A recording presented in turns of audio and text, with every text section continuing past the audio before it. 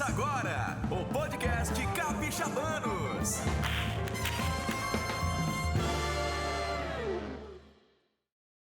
Boa tarde, capixabanos. Estamos recebendo aqui hoje a ilustre presença do pastor Marinelston, da Assembleia da Praia da Costa. Boa tarde, pastor. Boa tarde, Tiago. É uma alegria poder estar aqui. Quero louvar a Deus pela vida de vocês. Amém. E parabenizar pelo estúdio belo aqui. Acho que é um dos melhores que eu já entrei aqui em Vila Velha. Muito obrigado. Pastor Marinelston, gostaria de falar... Marinelston, difícil falar seu nome, hein? Gostaria que você falasse um pouquinho. Quem é o pastor Marinelston?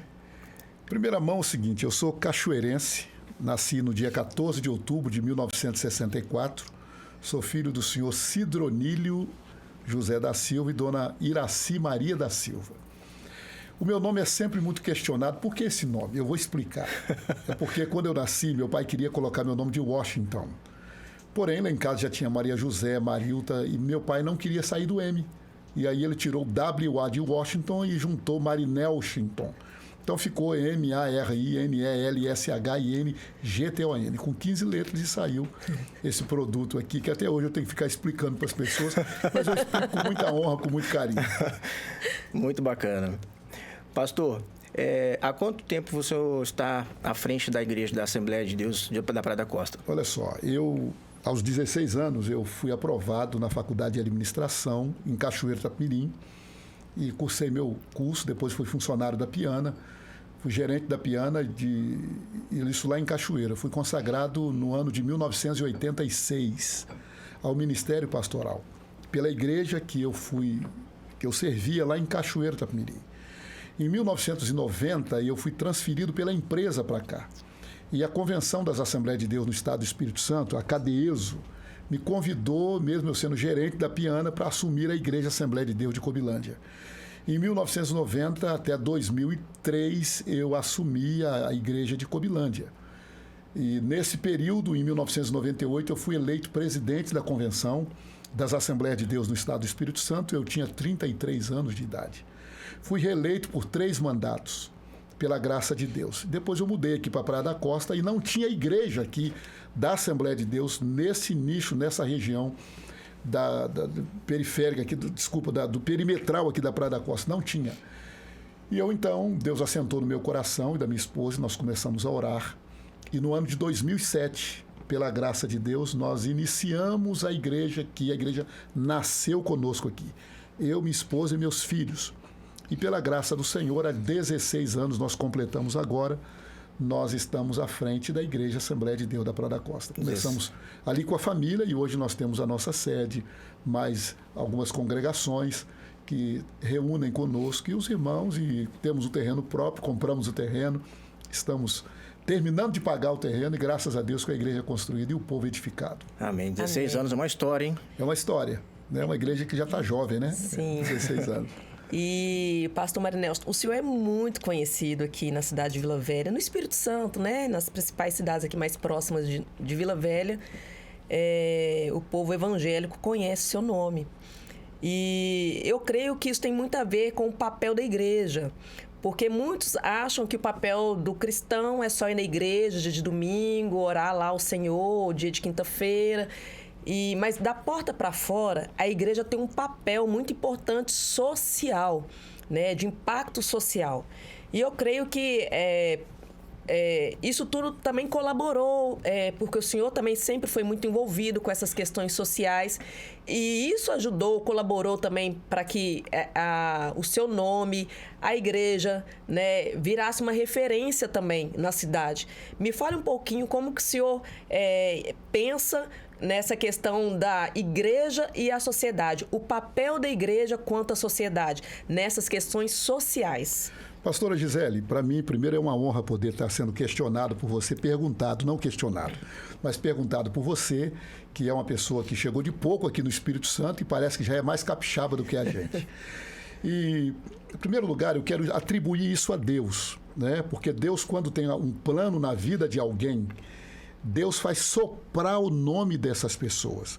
Eu venho de uma origem muito simples, muito humilde, lá no meu cachoeiro de Itapemirim. Mas aos 5 anos de idade, Deus falou com a minha mãe que eu seria pastor, inclusive pastor de pastores. Hoje a nossa igreja, nós temos 19 pastores, evangelistas, enfim.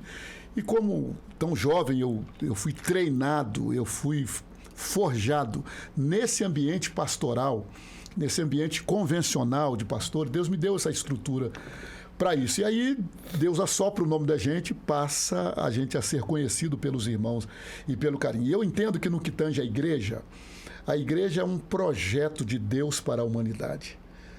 E a sociedade, a igreja, ela é fruto de quê? Primeiro de algo do céu. E depois vem do seio da sociedade. E a igreja tem um papel fundamental de ela influenciar nas questões boas da sociedade.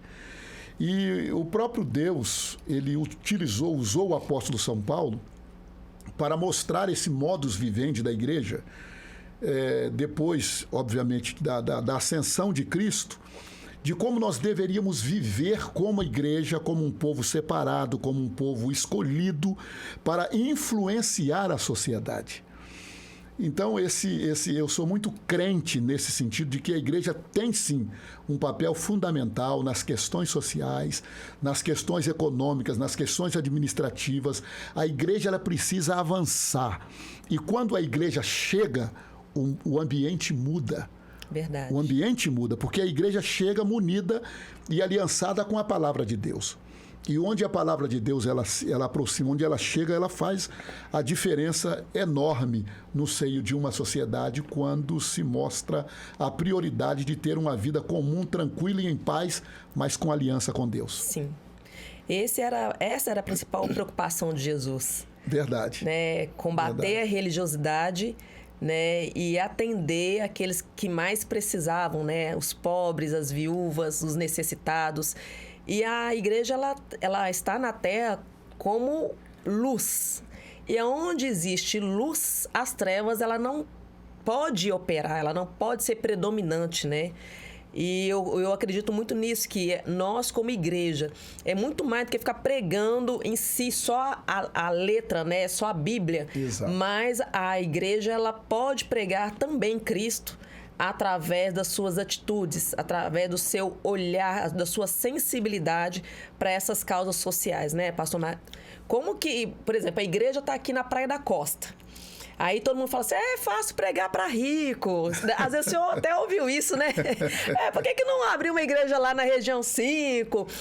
Um dia eu falei isso com as pessoas. Falei, gente, pregar para pessoas, às vezes, ricas, é mais difícil do que pregar para um pobre. Porque o pobre está ali já passando certas necessidades e tudo. E o céu é para todo mundo. O céu não é só para, né, a classe mais baixa. Né? Inclusive, você tocou num ponto. Eu, por exemplo, fui pastor da região periférica da Grande Vitória, que é Cobilândia. Fui pastor na região de Rio Marinho, de Caçaroca, Castelo Branco, Vale Encantado.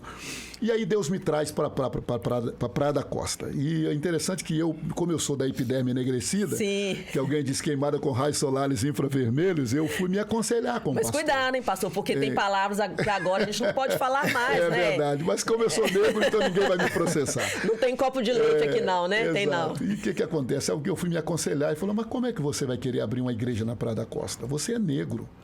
Quem vai entrar numa igreja de um pastor que é negro? Olha, eu não tenho culpa de ter nascido negro. Eu recebi a salvação por Cristo Jesus. E eu fui orar pela madrugada. E o Senhor Deus falou comigo, no meu coração e da minha esposa. É você que eu escolhi para isso. Eu já tive, assim, uns 6 colegas pastores da minha denominação, da Assembleia de Deus, abrir igreja aqui. E não foi para frente. Né? Deus não tinha um plano na vida deles, mas conosco Deus teve. Sim. Então nós viemos para cá. E o que acontece? Quando eu estava nos bairros periféricos, pregando a palavra lá dava muitas pessoas assim que matavam uns aos outros ali na região, da guerra de gangues e essas coisas. Mas aqui na Praia da Costa não tem tanto isso, mas tem algo muito mais perigoso. As pessoas, muita gente mora nesses arranha-céus por aqui, nessas coberturas por aqui, e tiram a própria vida. Porque o dinheiro não traz felicidade. Verdade. O dinheiro, ele apenas, você precisa dele, mas ele não pode ser um Deus, ele não pode ser um Senhor na sua vida. Né? Esse mamon não pode. E as pessoas se confundem com isso, acham que o dinheiro pode tudo. Não, então aí vem a depressão, vem a angústia, vem, né, as decepções, vem aquelas doenças, né, de ansiedade, aquelas coisas, porque a pessoa trabalha para juntar. E depois ele trabalha para não perder aquilo que ajuntou. E a gente precisa entender que, por mais que Deus nos dê, a gente precisa aprender a viver em generosidade. Verdade. Compartilhando com as pessoas, né? Por exemplo, eu chego num estúdio como esse aqui, eu imagino que o Dr. Tiago deve ter gasto aqui alguns valores expressivos aqui. Mas que isso não ficou para ele, isso é para a gente vir aqui, né? Servindo. Isso é viver com generosidade. Jesus ensinou essas coisas e a gente compartilhar da bênção que a gente pode ter e receber da parte do Senhor. A igreja tem essa função muito específica e aqui na Praia da Costa eu tenho pessoas que vão para a igreja com motoristas. Tem gente que mora, obviamente, como eu disse aqui, nas coberturas. Mas eu tenho pessoas também que frequentam a nossa igreja e que às vezes vai de ônibus. E que muitas vezes nem dinheiro para ônibus tem. E eu costumo dizer, quando chegam lá, diz, olha, vocês estão ouvindo o negão aqui, mas aqui não tem A e não tem B. Aqui não tem o grande, não tem o baixo. Aqui não tem o rico, não tem o pobre. Todo mundo entrou aqui. O grande aqui chama-se J-E-S-U-S. Jesus. Então, ele é o maior aqui. Então, aqui a gente, todos nós nos entendemos bem. Graças a Deus por isso. Muito legal. Pastor Marinelson, a gente vê, principalmente nas redes sociais, muitas pessoas, não, você se envolve com política, está falando de Deus aí. Como é que você enxerga o papel da igreja no âmbito político, direto e indiretamente? Eu penso o seguinte, que é um erro muito grande. Eu tenho 59 anos de vida e 59 anos na igreja.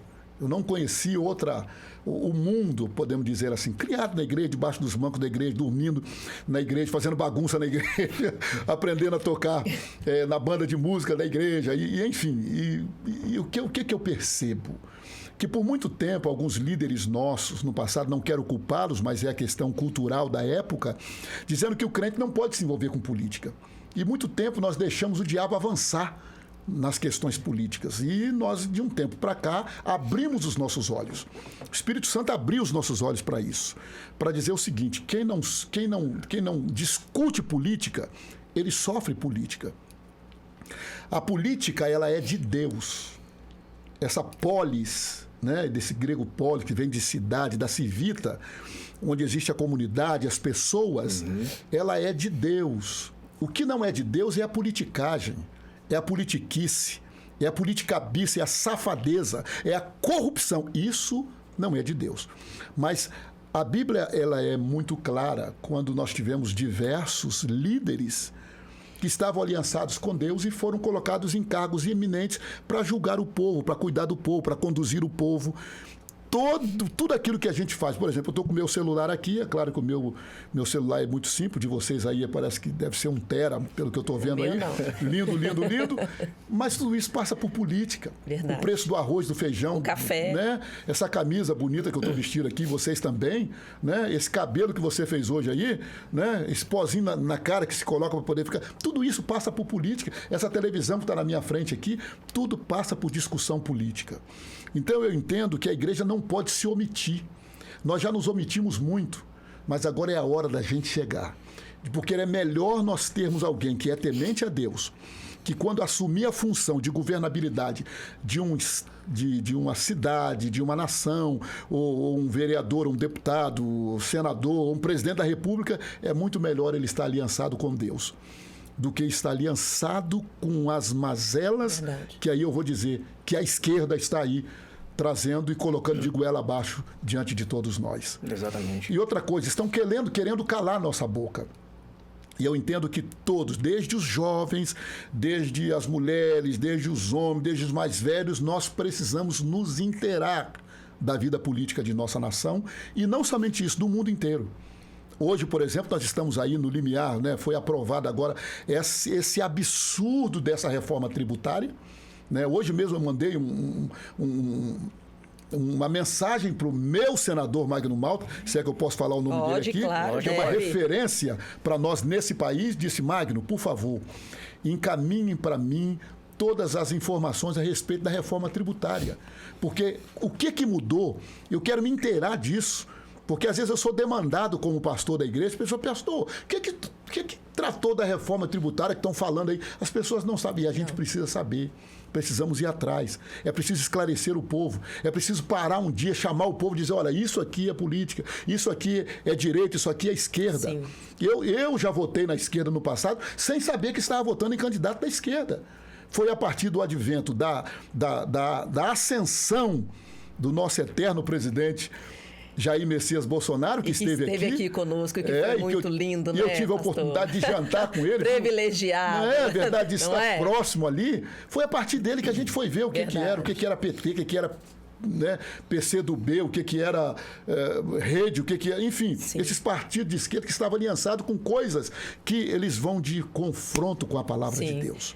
Exatamente. Então, hoje a gente sabe o que é. Muitas pessoas do bem estavam dentro de alguns partidos, porque realmente a gente não tinha esse cuidado de olhar a ata do partido. Exato. A gente não tinha essa preocupação. Eu lembro que quando eu fui me filiar ao PL há quase 5 anos atrás...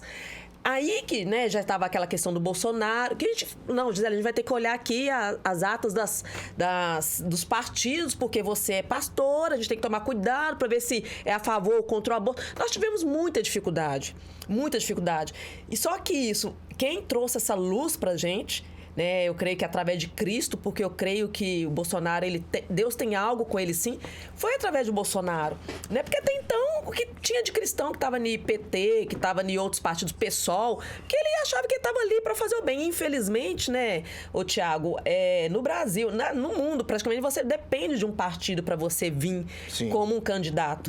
Muitos estavam enganados, não tinham essa preocupação. Né? Eu quero pontuar aqui o seguinte, durante quase 50 anos, a esquerda vem se preparando. Eles estão altamente organizados. Sim. Pontualmente organizados. Vem pegando jovens, os treinando nas faculdades, sim, os colocando lá e tal. Mas a direita hoje, que abriu os olhos, ainda precisa caminhar muito para se organizar. Nós tivemos agora, nessa reforma tributária, senadores evangélicos votando a favor. Dessa reforma tributária. Um absurdo. E pasme aqui os senhores, chegou até os meus ouvidos, de que lá virou um balcão de negócios. Sim. Em que um deputado chega, ele foi eleito pela bandeira da direita e está se coluiando com a esquerda, se vendendo... Né? Se vendendo, e agora a gente vê a comprovação de pessoas que a gente admirava e assim, se sujando numa situação evangélicos, dessa. Né? E eu vi lá candidatos de Minas, que foi inclusive da minha igreja lá. Então, realmente a gente ficou... Porque nós sabemos que os empresários e os pobres vão sofrer. Né? Vão sofrer. Inclusive, eu gostaria de colocar aqui 2 versículos, porque como que a política interfere na vida, principalmente dos mais carentes. Porque a gente... aquilo que o senhor falou, interfere no arroz, no feijão. Esses dias eu estava falando com meu esposo, falei, Fernando, aqui a gente come muito pouco. É pouquinho arroz, é pouquinho feijão. Imagina essas casas que um pacote de arroz dá para uma semana, que outro dia, na minha casa, um pacote de arroz dura quase 2 meses. Eu falei, Fernando, eu fiquei sabendo que tem casa que é uma semana um pacote desse de arroz. Então, imagine para uma família numerosa, quanto que não está saindo uma cesta básica? Porque uma cesta básica, essa básica não dá nem para 15 dias, né? Eu trabalhei muito ali no Vale de Jequitinhonha e eu via, sabe, pastor, tem coisas que eu via, ninguém me falava. Na época que estava esse atual desgoverno, há muitos anos atrás, né? Quando a gente ia para o Vale de Jequitinhonha, nós íamos com caminhão, toneladas de alimento. Chegava no finalzinho, a gente tinha que dividir o pacote de arroz, o pacote de feijão, porque ainda não dava as cestas básicas. Eu estou falando de 600 cestas básicas para uma comunidade. Fora outros tipos de alimento, leite, frutas e tudo. E aí... Quando a gente começou a fazer missão na época do Bolsonaro, eu voltava com 200 cestas básicas, 250. A última agora, nós voltamos do Vale de Jequitinhonha com 250 cestas básicas. Eu tive dificuldade de doar cestas básicas, eu tive que arrumar lugar, porque todo lugar que eu falava, não, aqui não está precisando. Eu chegava nos Vale de Jequitinhonha, as casinhas mais humildes, de barro, né, pau a pique, que as pessoas falam, e tinha comida, tinha o alimento. E foi uma das últimas viagens que nós fizemos. Eu fiquei surpreendida, porque eu atuo no Vale de Jequitinhonha, que é uma das regiões mais pobres do Brasil, há muitos anos, e sempre na época que o PT estava operando lá, né, estava no poder, era muita fome, era muita miséria. Era a ponto de a gente pegar pessoas comendo farinha com tanajura, só tinha aquilo para comer. Você chegava nas casas e falava: o que você almoçou? Tomou café hoje? Farinha com tanajura. O que você almoçou? Farinha com tanajura. O que você jantou? Farinha com tanajura. E eu não peguei essa fase na época do Bolsonaro, então me desculpem, porque aqui está uma pastora missionária que atuei fortemente na região, uma das regiões mais pobres do Brasil, na fase que o PT estava no poder e na fase que a direita estava no poder. Então não venham discutir comigo já está nessa dando questão. Saudades, não dá? Já está dando saudades. Né? Eu atuo também na comunidade indígena, eu vi a diferença. Eu vi essa diferença. Então, ninguém vai conseguir me enganar. Coloque novamente os versículos. Sem dizer, pastora Gisele, Sim. que o reflexo dessas mazelas da falta de alimentação levou muitos jovens para a vida do crime. Sim. Eu fui diretor de um instituto de socioeducação em que se recepcionava aqueles jovens que vinham do IASES, né, adolescentes e tal, e tudo vinha de famílias disfuncionais, que eram fruto dessa situação. No governo Bolsonaro se diminuiu a violência, se diminuiu a falta de alimentação, aumentou a questão de saúde para as pessoas, diminuiu Sim. a doença. Então agora nós estamos vendo que o país já está caminhando para uma bancarrota. O que dava superávit agora está dando prejuízo. Sim. As estatais estão aí e daqui a pouco, gente, a coisa está ficando muito séria para o país. E essa questão que o senhor falou é verdade, porque quando tem muita miséria, tem muito abuso sexual infantil. Porque as crianças se vendem, né, por um prato de comida. As mães vendem as filhas por um prato de comida. Né? Eu atuei numa cidade que chama Padre Paraíso, que passou em grandes jornais já documentário, né? Porque a BR-101 corta ali. Então, os caminhoneiros abusavam daquela situação de miséria, né? De crianças de 8, 10 anos que estavam ali se prostituindo por um prato de comida. Então, a fome, ela é uma praga, porque a pessoa coloca as pessoas para se sujeitar, né? Até entregar o próprio filho, a própria criança se entregar para poder comer por um prato de comida. Verdade. Então, lá quando fala em Mateus 10, 8, né? Que né, quando Jesus fala, né? Curai os enfermos, limpai os leprosos, ressuscitai os mortos, expulsai demônios, de graça dar e de graça receber. O outro versículo também que eu separei, esperar os meninos colocarem, porque o papel da igreja, ele é fundamental na questão social. A religião pura e imaculada para com Deus e Pai é esta: visitar os órfãos, as viúvas nas suas tribulações e guardar-se da corrupção do mundo. Então, quando você fala guardar-se da corrupção do mundo, o cristão ele deve sim entrar na política, mas quando ele entrar na política, ele tomar cuidado também com essa corrupção.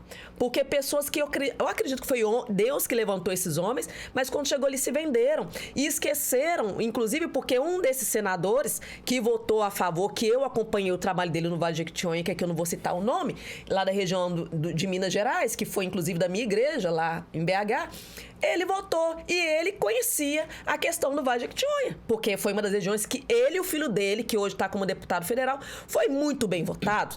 E aí, a corrupção, ela... Infelizmente, ela tem sido um câncer, uma maldição na nação brasileira. Eu falo que a política ela não faz uma pessoa ser corrupta. A política ela vai evidenciar ali aquilo que você já é. Né? Eu não creio que ninguém vira corrupto como... quando chega na política. Não, ali ele já era corrupto. É aquela questão, né, pastor? Já não devolve o troco, né? Deve, mas não paga. Para mim, a corrupção ela começa nas pequenas coisas. Minha mãe me ensinou uma coisa: ladrão é ladrão. Se rouba uma caneta, só rouba um carro. O que difere são as consequências desse crime. Se você roubar uma caneta, talvez você não vai ser preso. Mas se você roubar um carro, você provavelmente vai ser preso se for pego. Então, são as consequências. Mas é ladrão do mesmo jeito. Eu aprendi isso com a minha mãe. Né? Desde quando eu chegava com uma caneta, uma borracha, ela falou: não, você vai devolver. Quer saber né? de quem que é, né? Quer saber de quem que é. Mas nós vamos prender ninguém que roubou um celular na rua, né? Tá liberado, né? Infelizmente, né? Mas isso o senhor fala claramente por como que a política influencia, principalmente na vida dos mais pobres. E a igreja, eu entendo que, principalmente quando vai chegando a época de eleição, é preciso que a liderança esclareça o povo. Tem muita gente que erra por falta de entendimento, por falta de conhecimento. Então, fica aí até uma sugestão para os colegas pastores, Sim. aqueles que que acham que não podem se envolver porque fica naquela santidade, né, entre aspas, achando religiosidade. Exato, não na santidade, desculpe, na religiosidade, e que se aprofundem, Sim. que participem da discussão, que aconselhe o povo, que ensine o povo, que leve alguém, né, de perfil idôneo na sua igreja para explicar a respeito disso e não deixar que o corrupto vá lá e ensine aquilo que ele aparentemente está enganando o povo, tá certo, para que ele possa conseguir o voto por intermédio de um saco de cimento, por intermédio de 100 lajotas e por aí vai. Na eleição que teve em Belo Horizonte, a última, né, que teve para vereadores, nós tivemos um vereador que gosta de ser chamado de vereadora, que inclusive é a pedra no sapato do Nicolas lá em Minas, né? E esse vereador, ele foi, na época, ele queria ser chamado a vereadora mais bem votada. A briga dele com o Nicolas começou aí. A vereadora, só que não é o vereador. É a vereadora mais bem votada. E aí, o pastor de uma igreja muito grande, muito conhecida em Belo Horizonte, um pastor sério, ele nunca gostou de se envolver em política. E ele chorou no altar quando ele disse: nós pecamos quando eu não interferi, eu não dei abertura para os nossos candidatos daqui da igreja falarem sobre política, porque hoje nós não temos um gabinete que possa nos ajudar, que possa ter portas abertas, né? Não orientei a minha igreja, e hoje nós temos aí um vereador, né, que gosta de ser chamado como vereadora, e que foi um dos mais votados. Isso é assustador, pastor, porque nós estamos falando que a igreja precisa de se posicionar, porque isso é preocupante, porque quem dita as leis são os políticos, e são leis que futuramente vão oprimir, inclusive, o povo de Deus, né? Leis que vão permitir a perseguição do povo de Deus. Então, se a igreja ela se omite nessa questão, nós vamos pagar um preço muito caro. E Deus fala que nós somos embaixadores dele aqui na terra. Eu falo que isso é muita responsabilidade, né, Tiago? Demais. Ser embaixador de Cristo na terra. Se a igreja ela entender o peso que é ser um embaixador, é o representante de uma outra nação, de um outro país, né, numa nação que não é a sua. Sim. É o nosso caso. E a vontade de Deus, assim como fala no Pai Nosso, né, seja feita aqui na terra, assim como no céu. Então, a vontade de Deus é que aqui na terra seja um pedacinho de céu. As pessoas sejam felizes, não tenha fome, não tenha miséria. Então, eu creio que o papel de ser embaixadores, né, de Deus aqui na terra é trazer um pedacinho do céu para a terra. A justiça, né, pastor? É muito importante. Com certeza. Só a título de curiosidade, o Brasil teve 39 presidentes até hoje. Bolsonaro foi o único que conseguiu baixar imposto. Olha aí. Você estava falando do superávit. Estava 194 milhões no superávit. Hoje tem um déficit de 94 milhões já. É isso aí. Então, aí esse aumento de imposto.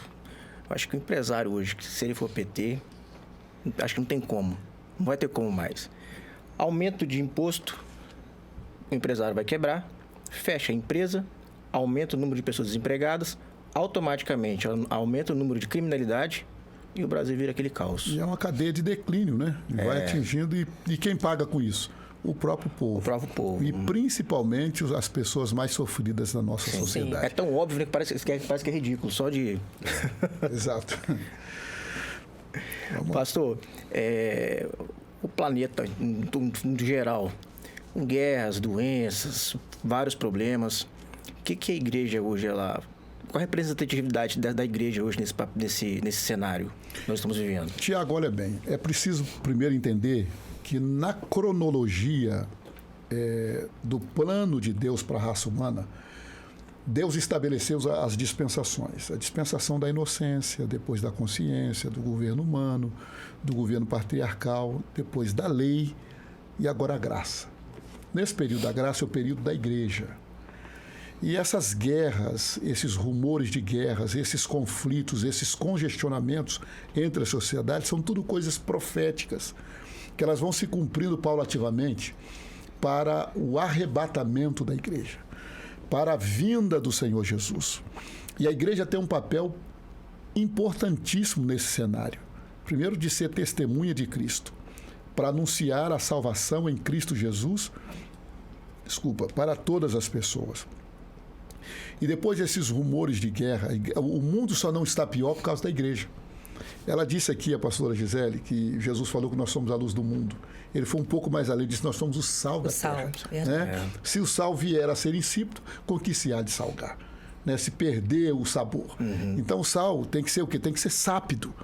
Aqui, onde a gente chega, a gente dá o sabor. Então só não está pior por causa da igreja, que está aí.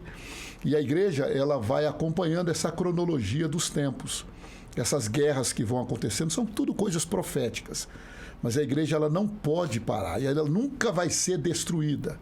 Tem um hino que diz que o Coliseu não parou a igreja. Os leões não pararam a igreja. Né? Nada parou a igreja e não vai parar, porque a igreja é o reino do Senhor. E a igreja, ela vai caminhando junto nesse caos que está indo. A igreja tem esse papel fundamental de trazê-las as pessoas para Deus. Há uma confusão muito grande entre as pessoas por falta de Deus, por falta de conhecer o Senhor Jesus. Porque quando a gente conhece o Senhor, a gente passa a viver uma vida mais... Por exemplo, eu estou conheci a pastora Gisele agora há pouco tempo, mas parece que eu já os conheço, me permite aqui por causa da minha idade, há mais de 30 anos. Né? Então, assim, o que é isso? Isso é o ambiente cristão que traz isso, que leva a gente para esse momento. Parece que eu já fui na casa da pastora, já almocei lá na casa dela. Parece que eu já fui na sua, já almocei lá, mas nunca estive lá. E vocês acham que devem sentir a mesma coisa comigo. Poxa, eu vou chegar na casa do pastor. Não, estou na casa do meu irmão. Lá você janta, lá você... Isso chama-se comunhão. E a igreja tem isso. O mundo não desfruta dessas coisas. Não desfruta dessa paz. Essa paz que Jesus coloca dentro da gente, ele diz, olha, eu vou botar uma paz em você e uma alegria que ninguém pode tirar. Pode estar chovendo canivete, mas essa paz está dentro. A paz que excede todo o entendimento. Exatamente. Está dentro da gente, príncipe da paz. E no meio dessa guerra, desses conflitos todos, a igreja vai caminhando com o objetivo de furar o bloqueio para levar Cristo até as pessoas. Pastor, lembra daquele filme Titanic? Lembro. Tinha uma banda que não parava de tocar nunca. Lembro. Então, assemelha a igreja isso aí. A igreja não para. Não é? A igreja não para. Não para. Tá aí, mesmo com o navio afundando, tá ali. Tá aí. Firme e forte. Tá tocando, né? E falando, se arrependam e venham para o Evangelho. Né? Pastor, o que eu fiquei mais assustada, a gente estava falando a questão de guerra, eu acho que é importante a gente falar sobre a importância, assim, dessa guerra contra Israel, né? Porque está claro ali a perseguição contra o povo cristão, contra o povo escolhido de Deus. E o ódio, ele está muito claro, né? Porque as pessoas falavam muito de fascismo, né? Quando o Bolsonaro estava aí. E essas mesmas pessoas que falavam que Bolsonaro era fascista, que o povo conservador era fascista, hoje não falam no terrorismo que aconteceu em Israel, das crianças que foram decapitadas, um bebê que foi assado vivo, né, colocado no forno vivo para ser assado, mulheres e crianças idosos que foram violentadas. Como que o senhor enxerga, assim, vendo pessoas defendendo isso? Porque eu falo, gente, o mundo já acabou. Quando você vê pessoas contra Israel, na verdade, ninguém quer guerra. Nós temos do lado da Palestina pessoas também morrendo. Não é que nós somos a favor dessas mortes lá na Palestina. Eu acho que a gente tem que orar tanto pelas vidas da Palestina quanto a de Israel, porque são vidas, né? Porque nessa guerra, na verdade, quem sofre é o povo, né, pastor? Veja bem, o Hamas, esse grupo, terrorista, né? O chamado grupo terrorista. No hebraico, a expressão Hamas quer dizer violência seguida de derramamento de sangue. Isso é muito sério. Quando fizeram e eles estavam dizendo que estavam defendendo a Palestina. Os palestinos, eles não são descendentes de Abraão. Já se buscou no DNA, eles são descendentes da África subsaariana. E o que ocorre? Esse grupo Hamas, o que eles querem não é um pedaço de terra da faixa de Gaza. O que eles querem é destruir Israel. Sim. São pessoas que, se você vê, por exemplo, os ninivitas, por exemplo, aquela violência que acontecia, vem exatamente já ir lá de trás do grupo Hamas. Sim. Aquela gente que decapitavam as pessoas, que tiravam o couro das pessoas, naquela violência imensa. E Israel é um povo escolhido por Deus, por vontade soberana de Deus. Eles jamais serão vencidos, já quase foram exterminados, mas Deus sempre levanta um grupo e vem vindo. Se a gente verificar, os judeus, eles têm praticamente 70% dos prêmios Nobel que existem são de judeus, a autoria dos judeus. Nós temos várias tecnologias que nós temos, que nós utilizamos hoje, que vêm exatamente de Israel. É o exército mais bem preparado do planeta. Quem já esteve em Israel, e Deus me deu a oportunidade de estar 2 vezes lá, a gente verifica que você chega aí em Jerusalém ou Israel mesmo, você não vê muitos prédios bonitos, você não vê aqueles arranha-céus, como você encontra em Dubai, como você encontra lá nos Emirados Árabes, aquelas mesquitas lindas. Não, você não encontra nada disso. Mas o que você encontra em Israel é a inteligência daquele povo. A capacidade com que eles têm de descobrir, de reinventar, de sair das cinzas e encontrar tanta resiliência e o amor a Deus. Agora, o que é preciso fazer? A gente precisa fazer as reflexões das coisas. Israel hoje é um país altamente democrático, mas Israel precisa voltar-se mais para o Senhor. Israel hoje é o segundo país que defende, que tem passeatas gays lá em Israel. Israel é um país abortista. As leis de Israel, eles liberam o aborto, quer dizer, se eles matam pessoas, se aprovam essa matança, quer dizer, a cada 10 crianças dessas que se matam, são 10 soldados que amanhã poderiam estar vivos para isso. O senador Magno Malta falou muito bem. Senador Magno Malta, isso, exatamente. né? Eu estive lá, eu conheci lá, né, diversos lugares, e eu cheguei, por exemplo, lá em Tel Aviv, eu vi nas praias as mulheres lá de topless à vontade, tudo lá dentro de Israel. E o que muita gente também não gosta de tocar nesse tipo de assunto. Então é preciso que se volte para Deus. É preciso que se volte para uma santidade em Deus. Que Israel se conserte em relação a isso e possa abrir o seu coração para voltar ao princípio do primeiro amor com Deus. Então tem provações que o povo está vivendo e a Bíblia diz que maldição sem causa não virá. Então, essa situação que está aí. Agora, isso não quer dizer que nós não temos que amar Israel, que nós temos que julgar Israel. Sim. Não. Nós amamos Israel, nós defendemos Israel, nós estamos do lado de Israel e dizemos: quem defende o Hamas está do lado do diabo. Sim. Se nós temos hoje um presidente da República ladrão, corrupto, e que defende o Hamas, ele está completamente desassociado de Deus. Pastor, mas nós aí... não podemos concordar. Vamos falar assim, é meio que revoltante, eu não consigo entender a pessoa que se diz ser cristão e votar em partidos que apoiam tudo que Deus abomina. Isso é o absurdo dos absurdos. Quem faz isso é porque não conhece a Bíblia Sagrada. Quem defende as mazelas que a esquerda defende, sendo cristão, é inadmissível. Inadmissível, porque não conhece, porque se conhecer realmente ou amar a Deus, ele se posiciona, ele se coloca contra isso e é veementemente, não tem medo de represálias. Estão querendo, como pastores, por exemplo, eu posso dizer isso, estão querendo calar a nossa boca. Sim. Nós temos pessoas inocentes que foram presas e hoje estão andando com tornozeleira no pé. Como terroristas. Esses são considerados terroristas por eles, né? A irmã Hilda, que é membro da minha igreja, Assembleia de Deus, uma mulher que anda com a Bíblia na mão, chamada de terrorista, foi presa. Estava lá por quê? Porque estava defendendo Deus, pátria, família. E quem é a irmã Hilda, pastor? Fale um pouquinho. Quem é a irmã Hilda? Uma mulher de oração. Qual que é a arma que ela carrega, pastor? Simples, que quase não sabe fazer um ó com um copo. E a arma que ela carrega é a Bíblia Sagrada. Essa é considerada uma terrorista. Que ora pela madrugada, que clama o Senhor, que ora pela salvação de vidas. E porque estava defendendo e ama a sua pátria, ama o seu Brasil, estava lá como presa com aquilo. Ela ficou quanto tempo lá dentro, pastor? Eu acho que irmã Hilda, pelos apelos que foram feitos, ela logo foi solta, mas ficou lá mais de 30 dias. Mas para quem é honesto, pastor, um dia de cadeia é como se fosse uma eternidade.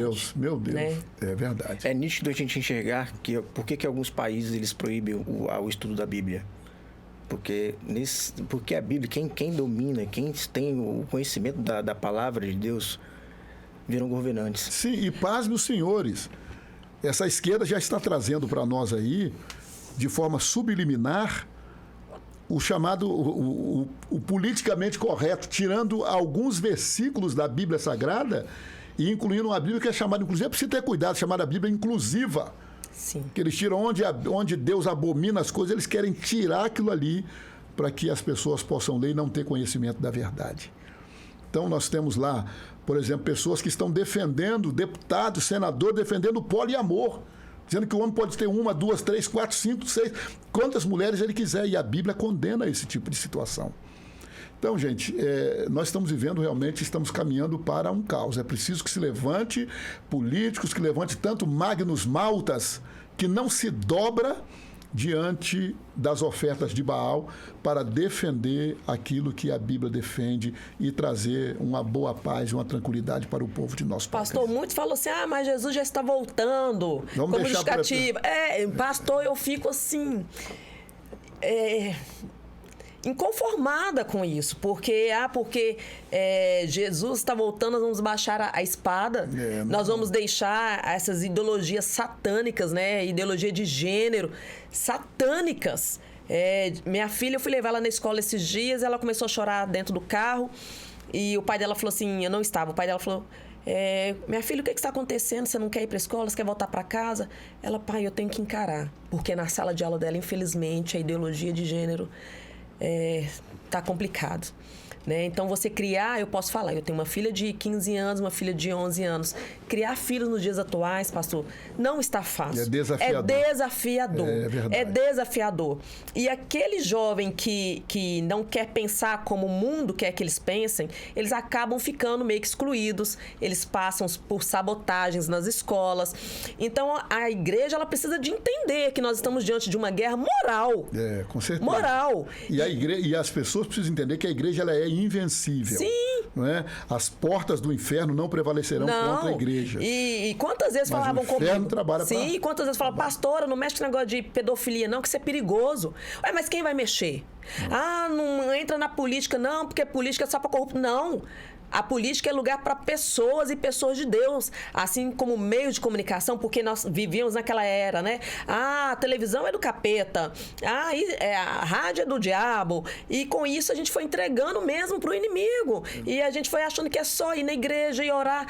Eu lembro muito sobre o livro de Neemias, que para mim, eu como pastora e missionária, é um livro que eu amo, de reconstrução, porque Neemias, enquanto ele estava ali em oração, ele mandava o povo ficar com a espada nas mãos. Com certeza. Porque a gente não pode espiritualizar tudo, pastor.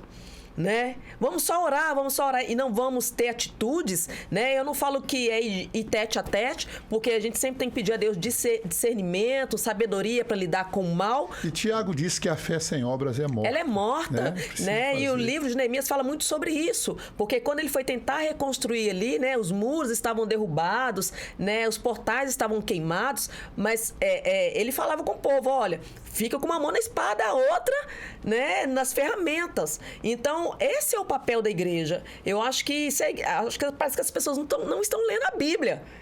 Né? Não estão lendo a Bíblia. Não é simplesmente o compromisso, eu vou para a igreja de domingo e o que acontece da porta para fora não me interessa. Não é bem assim, né? Porque nós estamos no mundo, né? E nós fomos chamados, repito, para sermos luz e sal neste mundo. E quem não discute política sofre política. Sofre política, porque quem não gosta de política vai ser coordenado por quem gosta de política. Verdade. Né?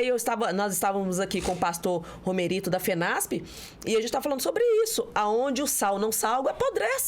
Então, acho que nós estamos deixando de salgar na terra aqui, por isso que está apodrecendo tanto, porque a gente achava que não era papel da igreja intrometer. Não é intrometer.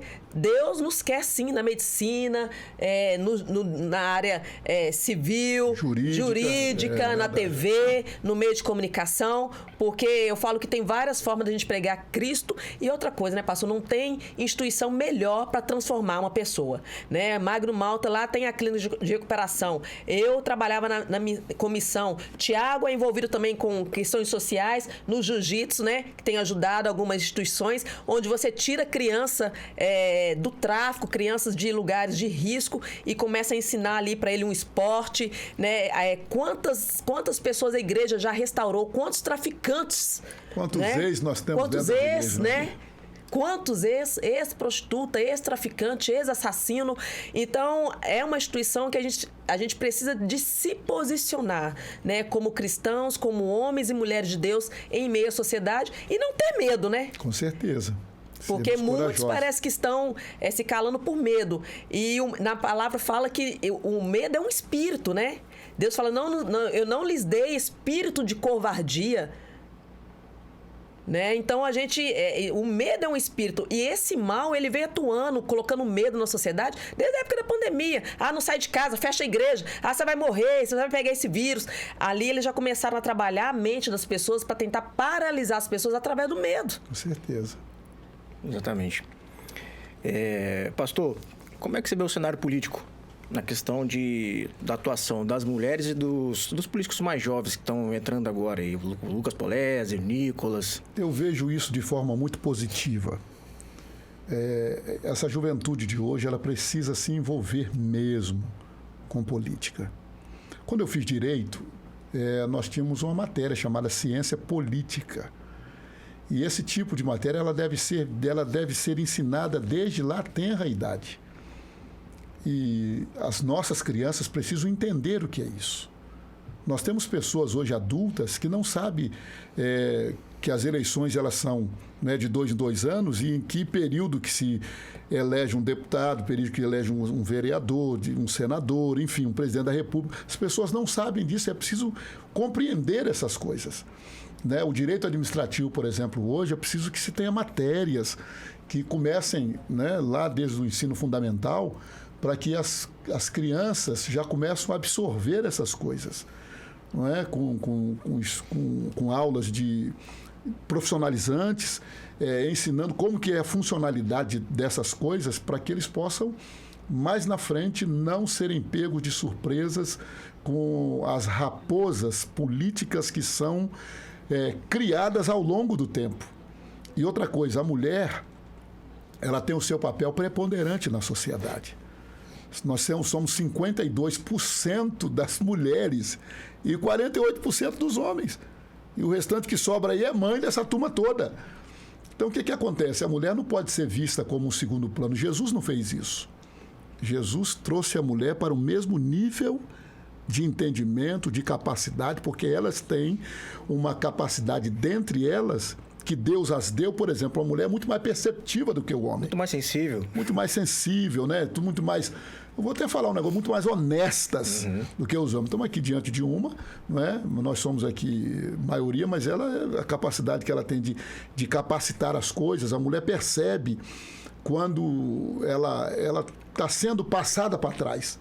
Ela percebe quando está diante de alguém que não é sincero nas suas palavras. Nós vemos isso quando... Eu vou citar a Bíblia aqui. 2 Reis, capítulo 4. Nós temos uma narrativa de Eliseu quando vai na cidade de Sunem.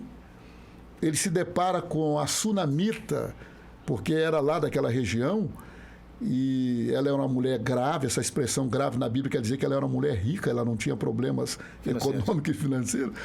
E ela chama o seu marido e diz: olha, eu percebo que esse homem que passa por nós é um santo homem de Deus. Quer dizer, ela percebeu que ela não queria que ele apenas passasse. Ela queria que ele ficasse.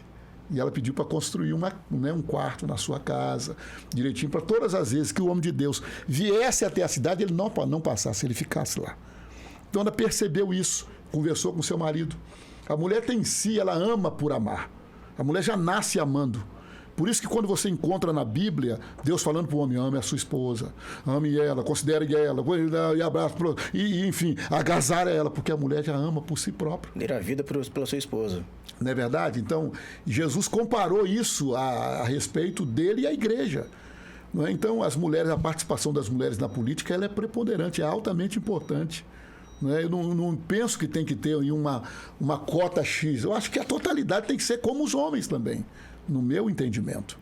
Hoje nós temos pastoras, hoje nós temos missionárias, hoje nós temos mulheres que pregam bem como os homens, temos mulheres que estão dirigindo igrejas por aí. Há uma discriminação, por que não dizer assim, quando se coloca a mulher para fazer um exercício que por muitos anos o homem fez, mas quando coloca na mão delas, elas desenvolvem com uma postura muito grande. Vou só citar um exemplo. Lá na minha igreja eu faço, por exemplo, festa das crianças, né? No final tem que pagar alguma coisa. Faz festa dos jovens, no final tem que pagar alguma coisa. Quando faz festa das mulheres, elas movimentam, elas resolvem. E no final eu não preciso pagar nada. Sobra dinheiro ainda que vem para o caixa da igreja. Tá certo? Então, quer dizer, a gente vê que é só soltar essas mulheres, dar liberdade, dar cobertura, porque o que ela precisa é de cobertura. Ela sentir que está sendo protegida por alguém, que no caso é o homem, para estar ali acompanhando o trabalho dela. O homem não tem que competir com a mulher, e nem a mulher competir com o homem. Mas ela precisa ser absorvida e precisa ser agasalhada, precisa ser amada e cuidada. E as mulheres na política, elas fazem um papel diferenciado. Exatamente. O homem e a mulher tem que estar no mesmo time. O gol tá para lá, os dois têm que chutar para lá. Isso aí. Não adianta um chutar para um lado e outro para o outro, não vai dar certo. Com certeza. Sim. Eu já estou vendo aqui um prefeito e uma vice-prefeita. Tá? Amém. Pastor, para fechar um pouco, tudo na vida existe consequências.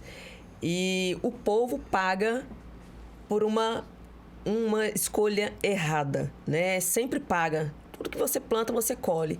E as escolhas têm seu preço, né? Se fizer boas escolhas, irá colher frutos bons, né? Se fizer más escolhas, colherá frutos maus. E Deus, ele nos dá o livre-arbítrio, né? Para que possamos fazer as nossas escolhas. Lá em 1 Samuel 8, fala sobre o povo, né, que queria... no 8, do 15 ao 18, fala que o povo queria um rei a todo custo, né? Porque todas as nações ali já tinham seus reis, eles queriam um rei para mandar ali, né? Comandar eles. E mesmo Deus usando através de Samuel, olha, se esse rei vier... olha, tem o versículo que eu até coloquei aqui, lá no 11, fala assim... Este será o costume do rei que houver de reinar sobre vós. Ele tomará os vossos filhos, os empregará nos seus carros e como seus cavaleiros, para que corram diante dos seus carros, e os porás por chefes de 1.000 e de 50, para que lavarem a sua lavoura, e façam a sua cega, e fabriquem as suas armas de guerra e os petrechos dos seus carros. E tomará as vossas filhas para perfumistas, cozinheiras e padeiras, ou seja, vai escravizar o povo. E tomará o melhor das vossas terras, olha, das vossas vinhas e das vossas oliveiras, e os dará aos seus servos. E as vossas sementes e as vossas vinhas dizimará para dar aos seus oficiais e aos seus servos. Também os vossos servos e as vossas servas e os vossos melhores moços e os vossos jumentos tomará e os empregará no seu trabalho. Dizimará o vosso rebanho e vos servireis de servos.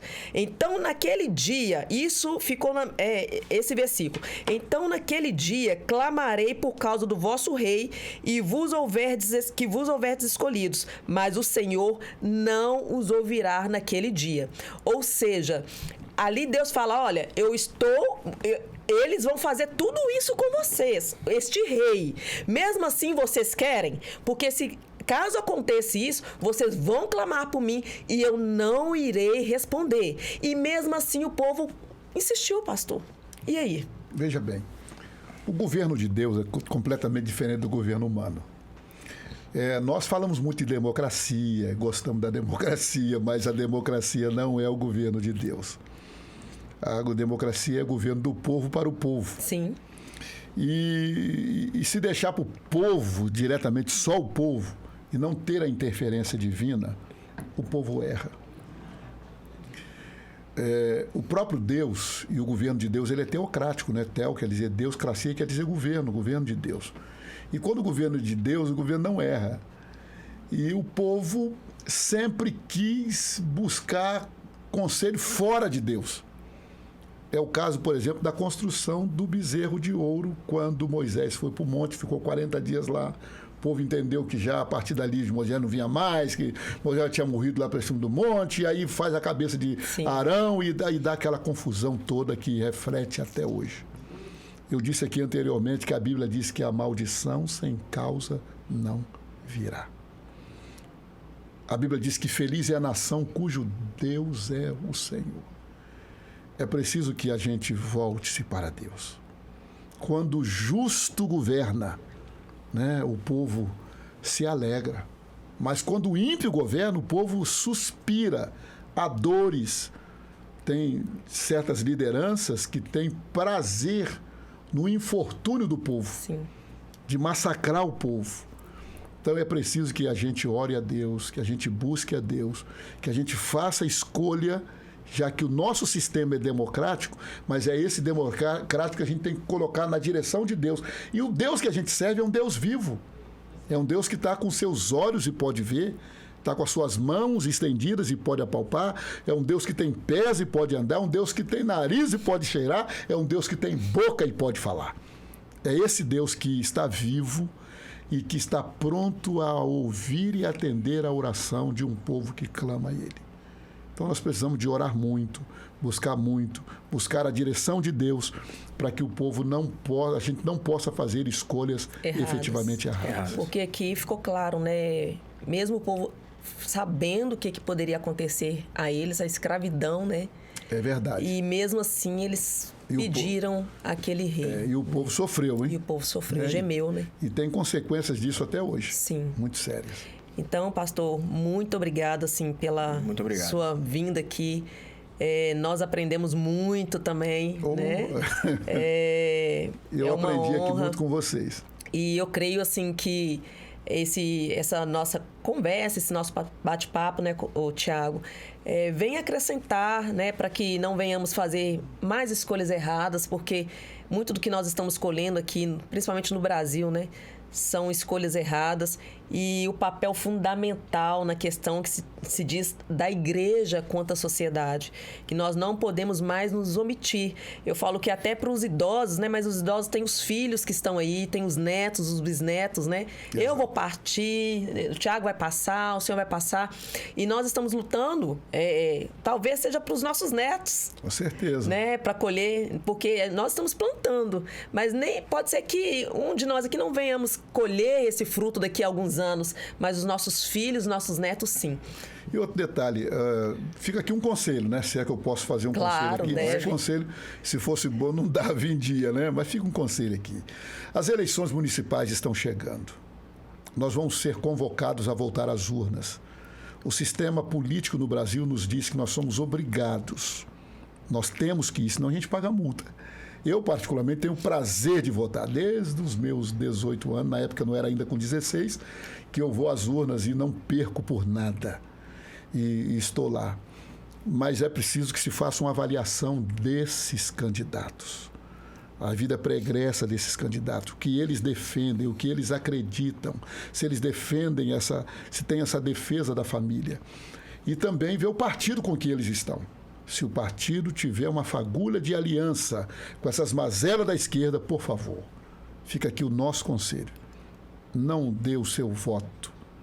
Não venda o seu voto. O maior patrimônio que a gente possa ter para mudar o destino de uma nação é o nosso voto. Verdade.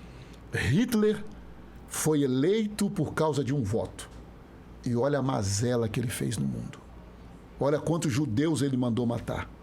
Olha quantas coisas. Então, um voto, ele decide o destino de uma nação. Para o bem ou para o mal. E que Deus age no coração dessas pessoas, né? Com certeza. E é isso. E eu agradeço a vocês pelo carinho de poder estar aqui e só me convocar, eu estou aqui às ordens. Deus abençoe Israel, Deus abençoe a nossa nação brasileira. É isso aí. Deus abençoe. Obrigado. Amém. Amém.